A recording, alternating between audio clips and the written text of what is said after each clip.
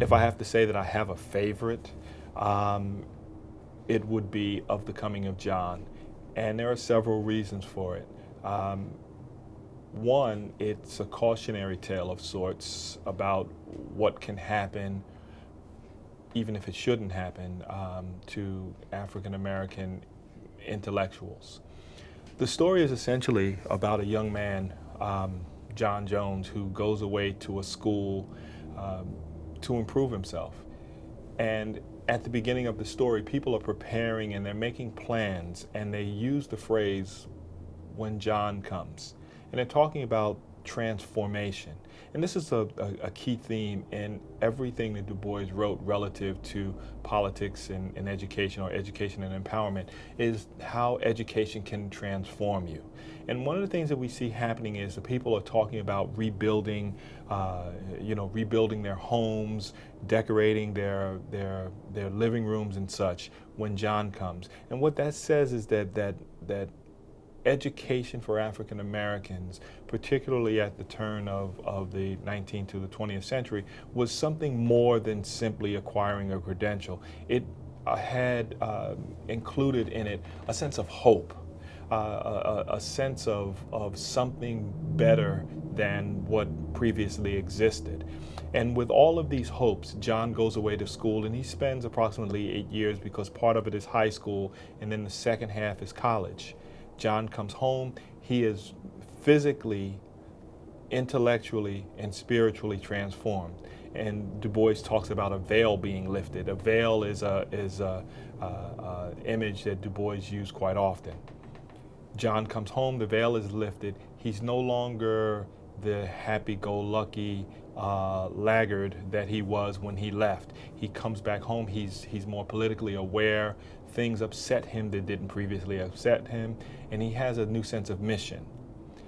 He comes home and he's immediately told, "We're glad you're back, but you seem to have changed, and not necessarily in a good way." And he's told this by the African American community as well as the white community as he endeavors to teach in the school.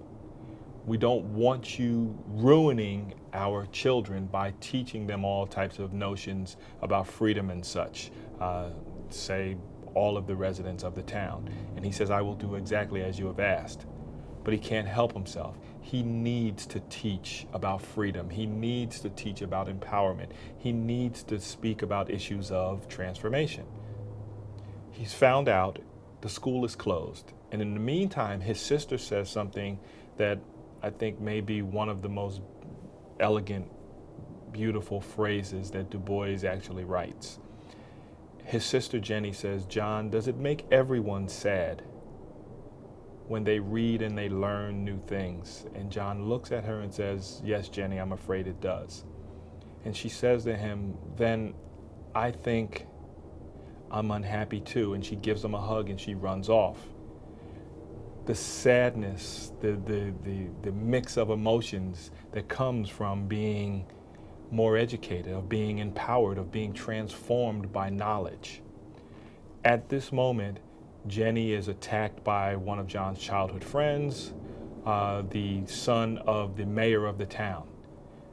John finds out about this, retaliates, literally murders the son, and he's being lynched. And at the end of the story, there's a procession of white hooded people marching towards him.